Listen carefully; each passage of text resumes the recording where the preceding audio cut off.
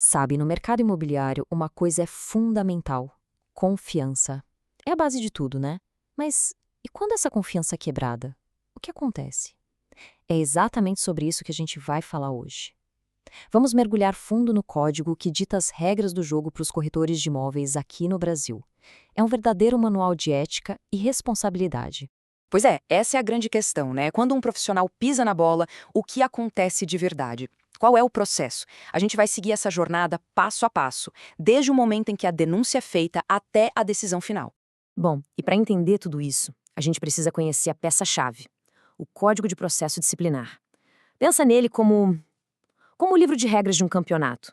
É ele que garante que o jogo seja justo para todo mundo, sabe? Ele define como investigar, como punir, mas tão importante quanto como garantir o direito de defesa para quem está sendo acusado.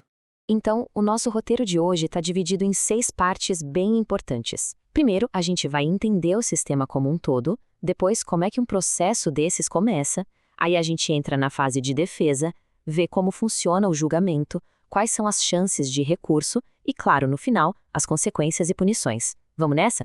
Beleza, vamos começar pelo começo. Como é que esse sistema se organiza? Ele não é uma coisa só não, é uma estrutura dupla, com 2 níveis. Pensa assim, tem a primeira instância, onde o caso é julgado pela primeira vez, e depois tem uma segunda instância, tipo uma corte de apelação, sabe? Isso garante que o caso seja olhado mais de uma vez. E essa divisão está bem clara lá no artigo 1º do Código. Funciona assim: na linha de frente, a gente tem o CRECI, que é o Conselho Regional. É ele que cuida do processo e do primeiro julgamento ali no seu estado. E aí, num segundo nível, como se fosse uma instância superior, está o COFECI, o Conselho Federal. O papel dele é analisar os recursos, ou seja, revisar as decisões que o CRECI tomou. Certo, a gente já sabe como o sistema é organizado. Mas como é que um processo disciplinar começa, na prática? Basicamente, existem 2 jeitos, 2 portas de entrada para tudo isso. O primeiro caminho é o que a gente chama de auto de infração. Esse é mais proativo, digamos. Acontece quando um fiscal do próprio CRECI está na rua, vê uma irregularidade e pá, registra na hora. O outro jeito é pelo termo de representação. Esse já começa com uma queixa formal feita por alguém, pode ser um cliente insatisfeito, um colega de profissão ou até uma autoridade pública. Esses 2 caminhos estão lá nos artigos 2 e 3. E olha, o negócio é sério, não é de qualquer jeito não. O artigo 6º deixa bem claro que um auto de infração tem que ser super detalhado, nada de acusação genérica. Tem que ter tudo ali: quem é o acusado, quando e onde a infração aconteceu, qual foi a regra exata que foi quebrada, uma descrição completa dos fatos. Porque afinal é com base nisso que a defesa vai ser preparada, né? Ok, o processo começou. E agora? Agora a gente entra numa fase que é, sinceramente, um dos pilares de qualquer sistema de justiça: o direito de se defender. E aqui, o tempo corre. Depois que o profissional é notificado, ele tem um prazo: 15 dias. Exatamente, 15 dias para apresentar a defesa formal dele. E ó, esse prazo não se estende, é improrrogável, ou seja, tem que ser rápido. Essa é a grande chance, o momento-chave para o profissional contar o lado dele da história. Como diz o artigo 20, é a hora de apresentar a defesa por escrito, juntar documentos, testemunhas, provas, enfim, construir toda a argumentação para contestar aquela acusação.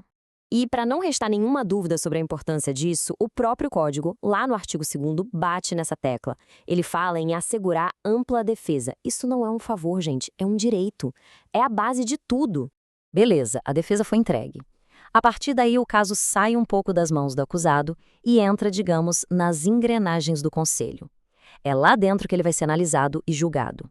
E esse caminho interno é bem organizado, viu? Para garantir que nada passe batido. Primeiro, o pessoal do jurídico do CRECI dá uma olhada em tudo. Depois, o presidente distribui o caso para a comissão de ética. Lá, um membro vira o relator. É ele quem vai estudar o caso a fundo e preparar um parecer. Só então o caso vai para a votação de toda a comissão. É um fluxo todo desenhadinho, lá nos artigos 23, 24 e 25.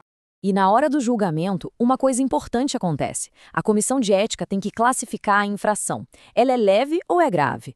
Essa diferença que está lá no artigo 28 é fundamental, porque pensa bem, uma coisa é uma pequena falha de procedimento, outra, bem diferente, é uma atitude que prejudica um cliente de verdade. E essa classificação, claro, vai pesar muito na hora de decidir a punição. Mas calma lá, A decisão do Cresce não é necessariamente o fim da linha. Se o resultado for ruim para o corretor, o sistema prevê uma segunda chance. É a fase de recursos. E lá vem outro prazo importante. A partir do momento em que a decisão do Cresce é comunicada, o profissional tem 30 dias para recorrer. E esse recurso vai para quem? Para a instância de cima, o COFECI, o Conselho Federal. E aqui tem um detalhe importantíssimo, que está no artigo 33. O recurso tem efeito suspensivo. O que isso quer dizer? Quer dizer que a punição fica congelada, suspensa. Ela só pode ser aplicada de fato depois que o recurso for julgado. É uma garantia muito importante para quem está se defendendo.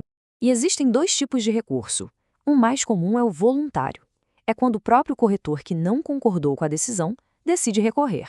Mas tem outro bem interessante, chamado ex officio. Esse, que está no artigo 34, é um tipo de trava de segurança do sistema. Quando a punição é muito grave, tipo uma suspensão ou o cancelamento do registro, o próprio presidente do Cresci é o obrigado a mandar o caso para o COFECI revisar. É uma revisão automática, mesmo que o corretor não peça. E aí, depois de todo esse processo de defesa, julgamento, recurso, chegamos ao fim da linha, as consequências. O que acontece com quem é considerado culpado? Bom, as punições seguem uma espécie de escada de gravidade. Pode começar com uma coisa mais leve, tipo uma advertência por escrito, pode virar uma multa, pode ficar mais sério com uma suspensão de até 90 dias sem poder trabalhar.